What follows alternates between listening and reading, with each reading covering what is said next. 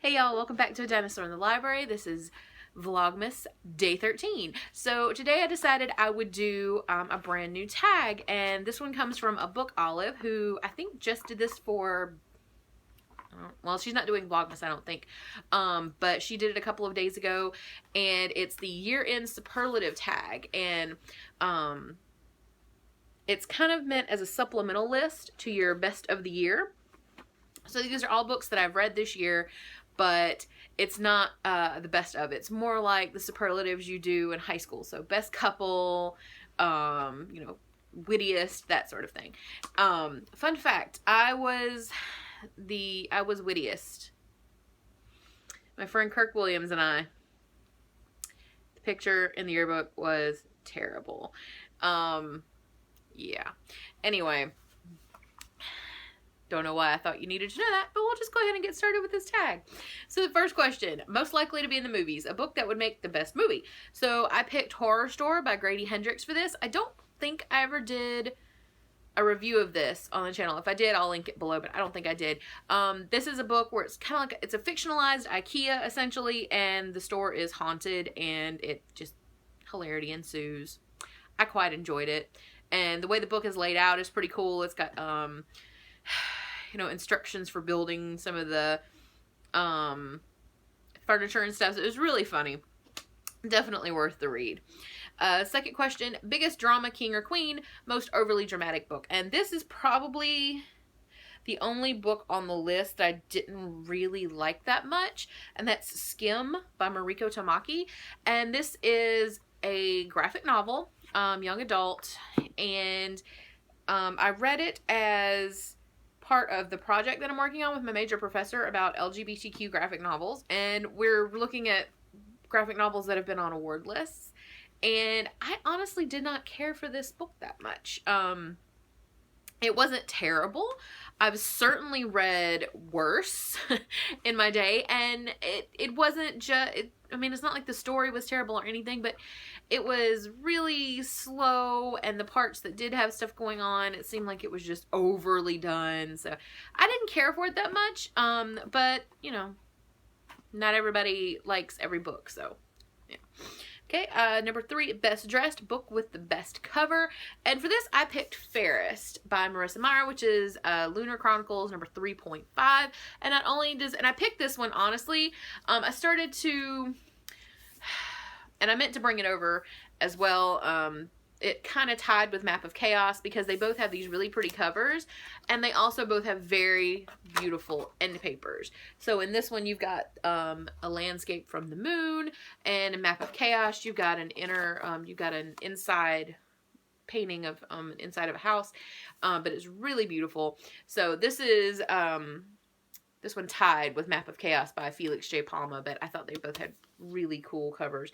And Lavana, as my friend and I have decided to call her the Crazy Moon Bitch, super creepy, right? Super, super creepy, and I really like it a lot. Okay. Number 4, most creative, book with the most unique plot, characters, or structure. For this one, I went with The Strange Library by Haruki Murakami. I liked the book, but it was so weird. It was possibly the strangest book I've read in several years, and I read some strange things on occasion. I did enjoy it, but I'm still now, I'm not sure I could, give you a synopsis of that book other than it was just a really bizarre book. You should definitely check it out. I'm not sure it was the best place for me to start with Murakami. I've never read anything by him before, and I think maybe I should have started with something else, but it's a really interesting book, and the copy I have has, the cover is set up really cool. I should have brought it over, but it's a very strange book, so it definitely wins this award. Number 5, most popular, the book with the most ratings on Goodreads. And I listed 2 here. So the first one, the one that had the most, was To Kill a Mockingbird, because I reread that this year, and it had 2,591,211 ratings on Goodreads. But I thought that was kind of unfair because, most of the planet has read, well, not most of the planet, most of people I know at least have read To Kill a Mockingbird. It's a pretty ubiquitous book, and Yeah. So the next one down on my list is Wonder, with 277,767 ratings. So ratings. Wonder is another book that I liked, but I wasn't thrilled with. So I'm not saying I don't like it, but I did not fall in love with it as I thought I would, given the hype around it. But it was definitely still a good read. And obviously I loved Kill a Mockingbird. Love it to death. And no, I still have not and will not be reading Go Set a Watchman. I just don't want to read that. Number 6, Most Likely to Succeed, a book that will be appreciated for years. And for this, I chose Between the World and Me by Ta-Nehisi Coates. It's a nonfiction book set up as basically a letter between him and his son. He's an African American, and this recently won the National Book Award, I think, and it was well deserved. Excellent book, and you should definitely go read it. It's a pretty short read, and it was a pretty quick read, but it's a really important book, and I definitely think it's going to be, even if it hadn't won an award, it would have been paid attention to for quite some time. Number 7, Class Clown, book you could not help but laugh at. And for this one, I'm going to say Dear Committee Members by Julie Schumacher. And I did do a review of this book, and I'll leave that below. And it's a book written in the form of recommendation letters from this very beleaguered professor in an English department. And yes, there are some sad parts, but I literally laughed out loud reading this book. And that doesn't happen very much with some of the stuff I read. And the hamster was making noises, which is why I was checking out.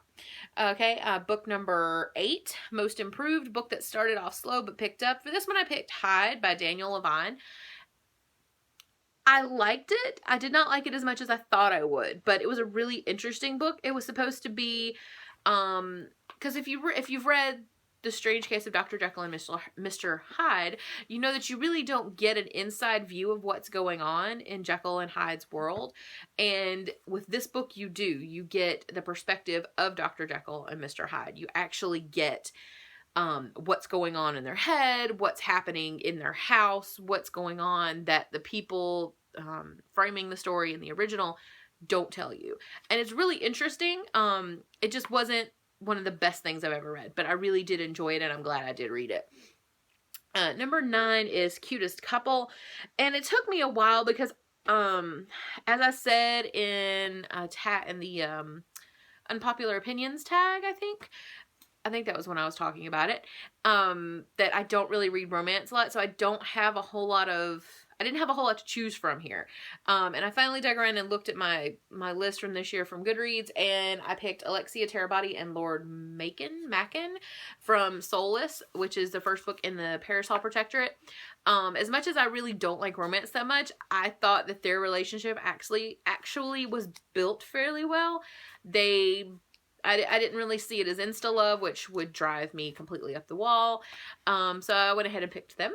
And number 10, The Biggest Heartbreaker, a book that broke your heart. This one is going to October Morning, A Song for Matthew Shepard by Leslie Newman. And if you don't know who Matthew Shepard is, he was a gay young man. I believe he was 19. And he was murdered in 1998 in Laramie, Wyoming, and he was gay bashed and left to die on a fence out in the middle of nowhere.